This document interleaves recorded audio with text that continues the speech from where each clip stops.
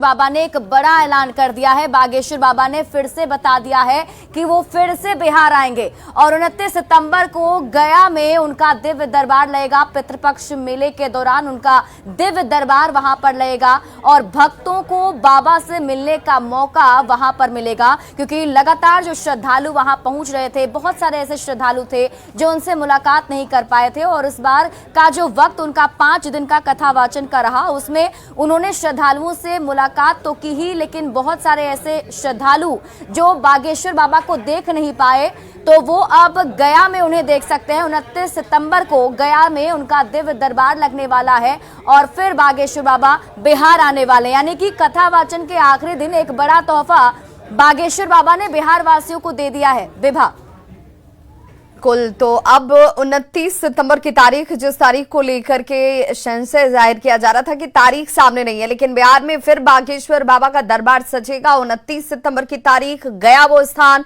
पितृपक्ष के दौरान ये दरबार जो है बाबा बागेश्वर की तरफ से लगाया जाएगा। यानी कि एक बार फिर, और एक बार नहीं, बाबा बागेश्वर ने कहा कि बार बार हम बिहार आते रहेंगे। बिहार के लोगों से जो प्रेम मिला, जो भाव मिला, वो मुझे अभिभूत करता है।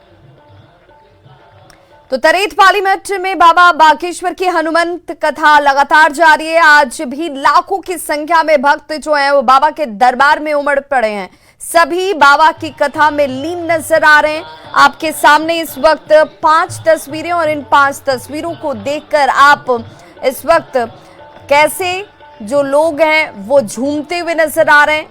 अलग अलग दिन की ये तस्वीरें, लेकिन झूमते हुए वो श्रद्धालु जो तरेत मठ में हनुमंत कथा को सुनने के लिए, कथा में भीड़ के तौर पर जो भक्त पहुंचे हैं, वो यहाँ आकर ये महसूस करते हुए, ये बताते हुए और उस पर खुशी जाहिर करते हुए कि उन्हें यहाँ आकर जो शांति मिल रही है वो अद्भुत है। बाबा की हनुमंत कथा में बेशुमार भीड़ नजर आती है। हनुमंत कथा का आज आखिरी दिन, 5वां दिन, और ऐसे में श्रद्धालु बाबा की एक झलक पाने के लिए सुबह से ही, और कई लोग तो 5 दिनों से यहीं पर जमे हुए हैं। बाबा से मिलने के लिए सिर्फ आम लोग बेताब नहीं है, खास भी, जिनमें भोजपुरी कलाकार भी मुलाकात करने के लिए पहुंचे।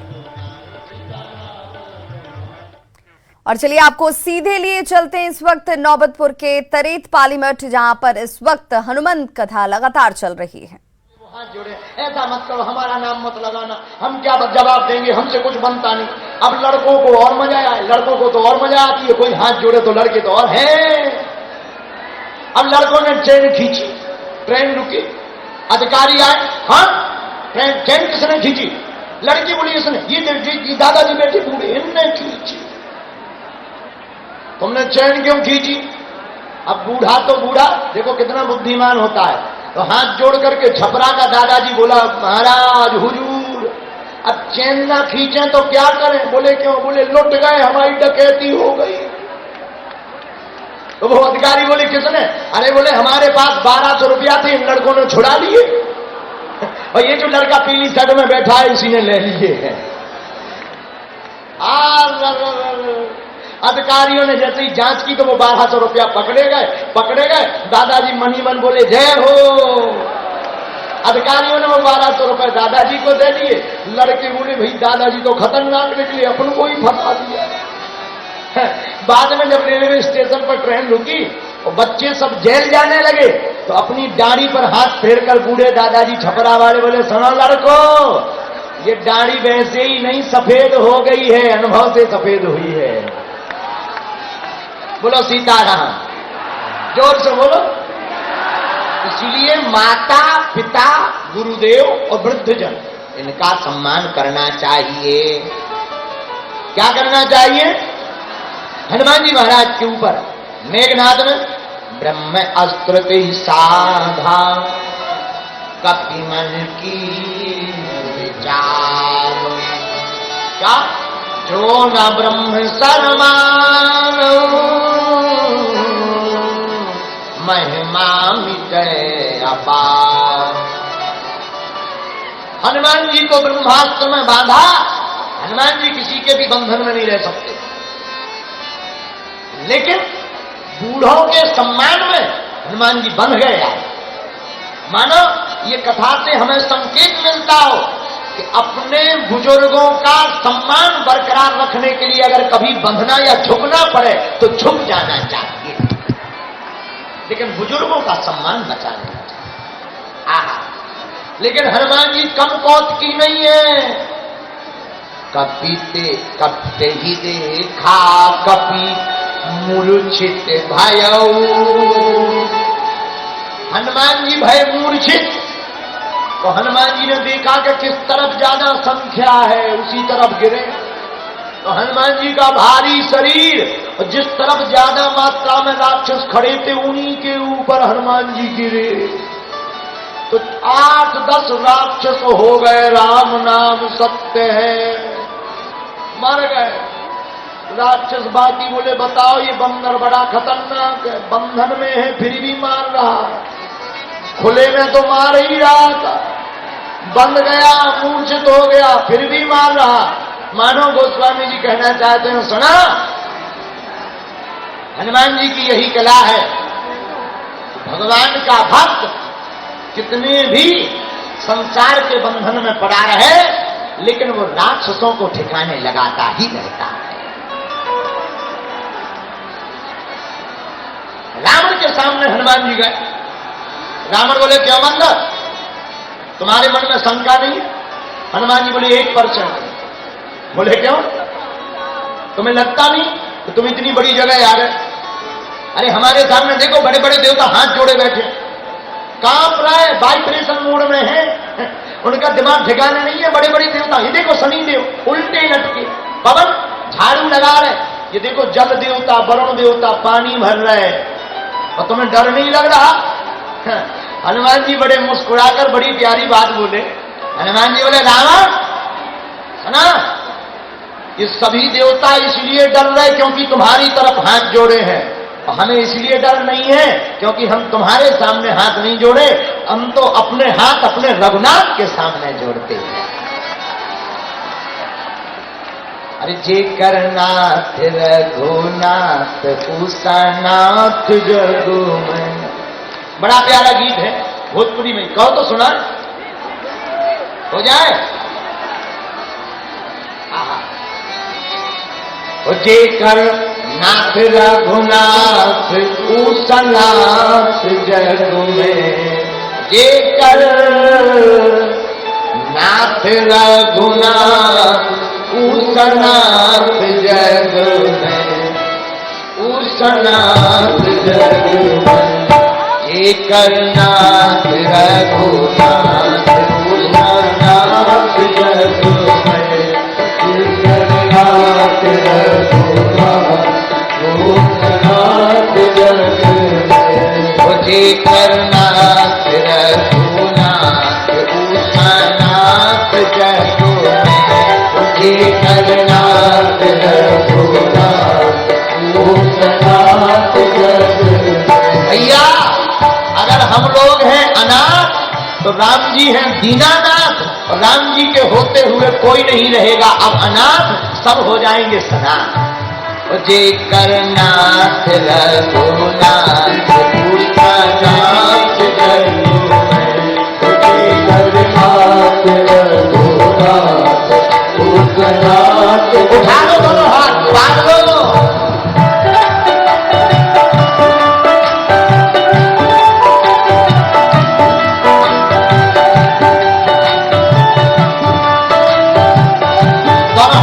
ताली बजा के बड़े भाव से,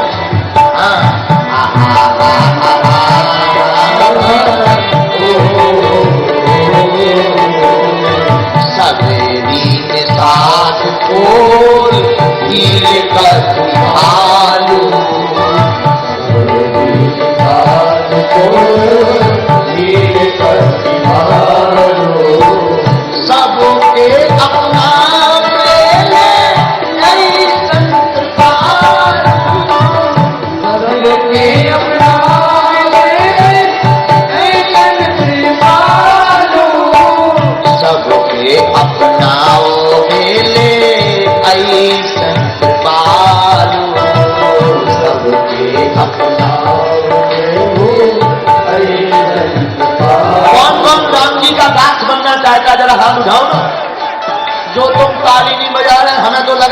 राजा रखल उसके दास ना बन जाओ।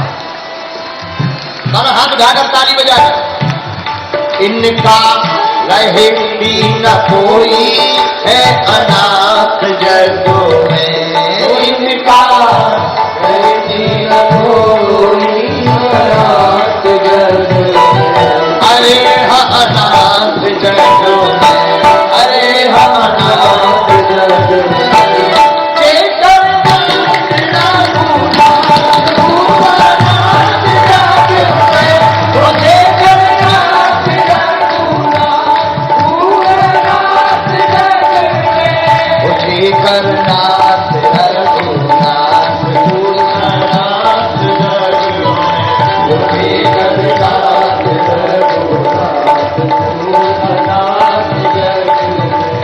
देखो कितनी अद्भुत बात है, यहाँ के तो बूढ़े दादाजी भी डांस कर रहे हैं। जय हो, उठा लो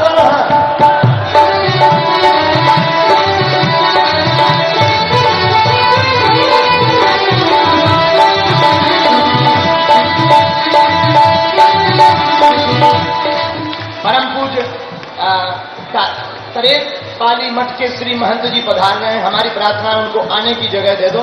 एक बार ताली बजा करके उनका स्वागत करिएगा पूज्य महाराज जी का, और दोनोऔर हाथ उठा करके बाहर वाले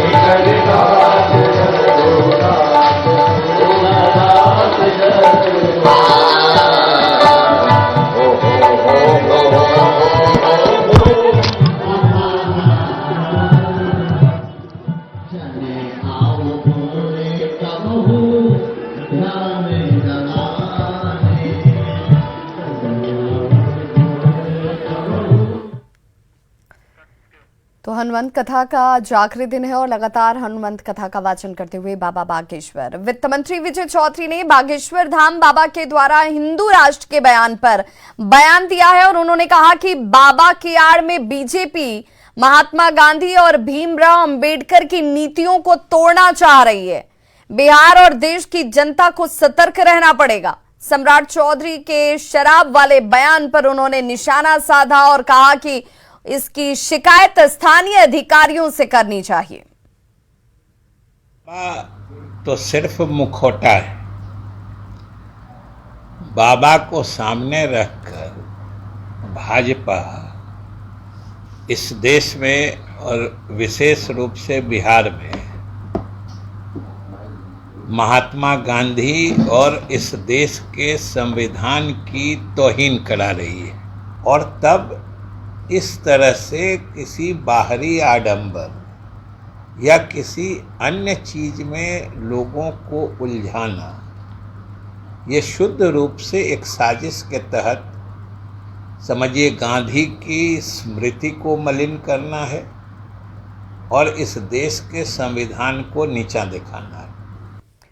वहीं बड़ी खबर सुपौल से आ रही है, जहां कोयला कारोबारी से 10 लाख की लूट की घटना को अंजाम दिया गया है। पिपरा के बसहा के पास लूटपाट की गई। बाइक पर सवार 3 की संख्या अपराधियों की बताई जा रही है, जिन्होंने लूटपाट की है। छपरा का रहने वाला कोयला कारोबारी, जिससे कि अपराधियों ने लूट की घटना को अंजाम दिया है और घटना के बाद अपराधी फरार बताए जा रहे हैं।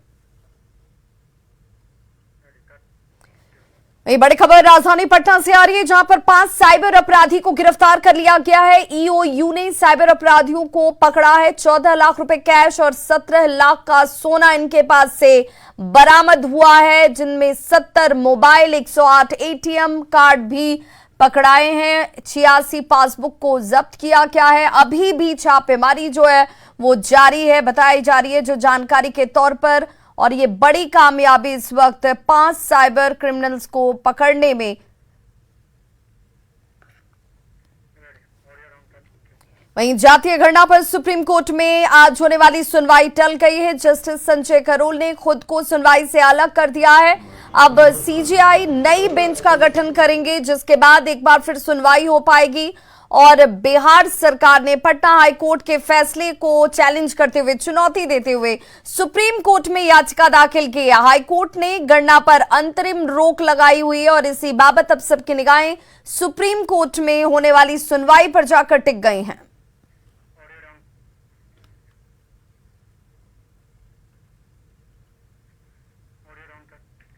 और आइए अब जरा समझते हैं कि जस्टिस संजय करोल जो कि इस कमेटी से, इस केस से बाहर हो गए हैं, वो क्यों इस सुनवाई से हट गए हैं। दरअसल सुप्रीम कोर्ट में सुनवाई से पहले जब पटना हाई कोर्ट में सुनवाई चल रही थी तो वो पहले से इससे संबंधित कुछ मुकदमों में पक्षकार थे और इसीलिए अब वो सुप्रीम कोर्ट में इस मामले में सुनवाई नहीं कर सकते हैं। इस आधार पर सुप्रीम कोर्ट की सुनवाई से वो अलग हो गए। 6 फरवरी को सुप्रीम कोर्ट में जज बने जस्टिस करोल और इसके पहले हाई कोर्ट में जातीय गणना से जुड़े मामले उन्होंने सुने और इसीलिए इस पूरे प्रकरण से अब वो बाहर निकल गए हैं और ऐसे में अब सीजीआई नए बेंच का गठन करेगी और उसके बाद इस मामले की सुनवाई एक बार फिर से सुप्रीम कोर्ट में शुरू हो पाएगी। पूर्व केंद्रीय मंत्री और आरएलजेडी प्रमुख उपेंद्र कुशवाहा की सुरक्षा को बढ़ा दिया गया है। आईबी की रिपोर्ट के बाद केंद्रीय गृह मंत्रालय ने उपेंद्र कुशवाहा की वाई श्रेणी की सुरक्षा को बढ़ाकर जेड श्रेणी कर दी है। अब उपेंद्र कुशवाहा की सुरक्षा सीआरपीएफ के 22 कमांडो के हाथों में होगी। इन कमांडो की 3 शिफ्ट में ड्यूटी लगेगी। उपेंद्र कुशवाहा जेडीयू से अलग होने के बाद लगातार बिहार के अलग अलग क्षेत्रों का दौरा कर रहे हैं और उनके निशाने पर मौजूदा सरकार है।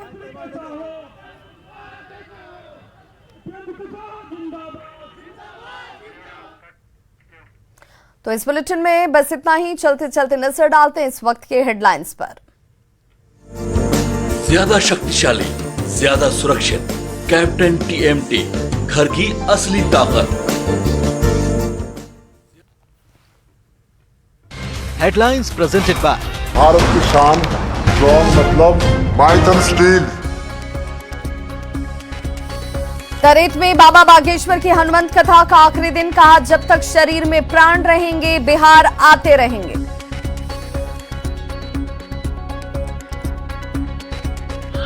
सब हमारी आत्मा हो, जब तक हमारे तन में प्राण रहेंगे तब तक हम बिहार आते रहेंगे। पटना में पोस्टर पर कालिक पोते जाने पर बाबा का जवाब, कहा पोस्टर तो फाड़ सकते हो लेकिन बिहार के लोगों के हृदय से कैसे निकाल पाओगे। तरेत मठ के बाद 29 सितंबर से गया में लगेगा बाबा बागेश्वर का दरबार। पितृपक्ष के दौरान लगेगा बाबा का दिव्य दरबार। हिंदुत्व के मुद्दे पर बिहार में सियासत गर्म, जेडीयू ने बीजेपी पर हिंदुत्व का ढोंग करने का लगाया आरोप। उपेंद्र कुशवाहा को मिली जेड श्रेणी की सुरक्षा व्यवस्था, 22 जवानों की होगी तैनाती। केंद्रीय गृह मंत्रालय ने जारी किया निर्देश। हेडलाइंस प्रेजेंटेड बाय भारत की शान, स्ट्रॉन्ग मतलब Maithan steel.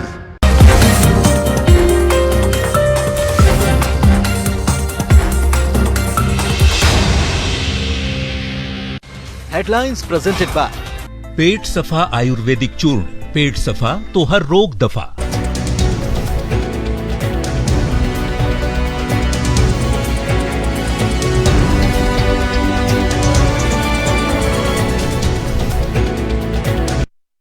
Headlines presented by Pet Safa ayurvedic चूर्ण, पेट सफा तो हर रोग दफा।